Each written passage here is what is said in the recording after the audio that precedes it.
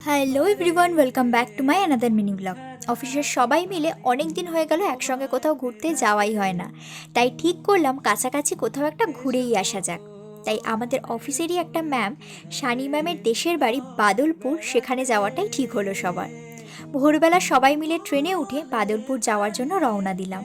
ট্রেনে আমরা যতক্ষণ ছিলাম আমাদের মুখ কিন্তু বন্ধ হয়নি। সারা রাস্তা খেতে খেতে আর গল্প করে আমরা পৌঁছে গেলাম সবুজে ঘেরা গ্রাম বাদলপুর। বাদলপুর স্টেশনে নেমে রেল লাইন টপকে ওপারে গিয়ে টোটো ধরতে হবে আমাদের। এসে দেখলাম ম্যামের বাড়ি থেকে টোটো পাঠিয়ে দিয়েছে। টোটো দেখে সৈকতদার ইচ্ছা হয়েছে দাদাই আমাদের নাকি টোটো চালিয়ে নিয়ে যাবে, কিন্তু আমরা এই ভয়ঙ্কর রিস্কটা কেউই নিতে পারলাম না। শেষমেশ ড্রাইভারের সাথেই আমরা চলে এলাম আমাদের গন্তব্যস্থলে। এই আমাদের সানি ম্যাম, এটাই ম্যামের গ্রামের বাড়ি। ইনি আগের দিনই এখানে চলে এসেছে। আমরা আসতে এখানকার রিচুয়াল অনুযায়ী বসিয়ে পায়ে জল দিয়ে ধুয়ে দেওয়ার ব্যবস্থা করেছে ম্যাম, কিন্তু আমরা ম্যামের হাত থেকে মগ নিয়ে নিজেরাই পা ধুয়ে ঘরে ঢুকলাম। এখানে এসে রূপদা মোট দোলনা দখল করে নিয়েছে, আর আমরা একটু রেস্ট নিতে না নিতেই ম্যাম হাজির হলো এক গ্লাস করে শরবত আর লুচি তরকারি টিফিন নিয়ে। কিন্তু আমরা ট্রেনে এত কিছু খেয়ে ফেলেছি যে ম্যামের বাড়িতে আমি ঠিকমতো টিফিনটাও করতে পারলাম না।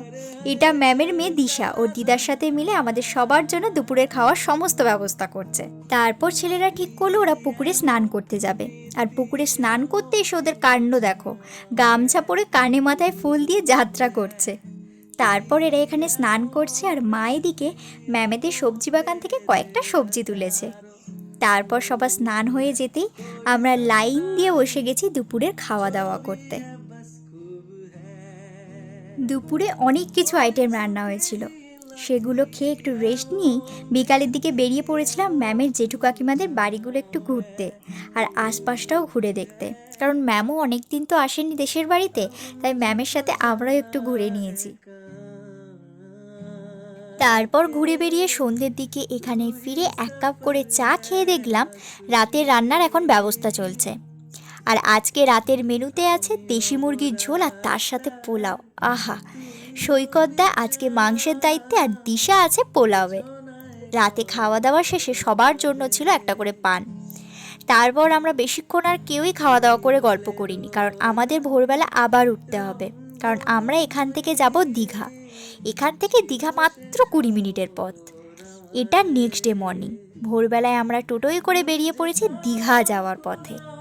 দেখা হচ্ছে নেক্সট মিনি ব্লগে দীঘায় গিয়ে। ভিডিওটা যদি ভালো লাগে অবশ্যই কিন্তু লাইক করে বাই।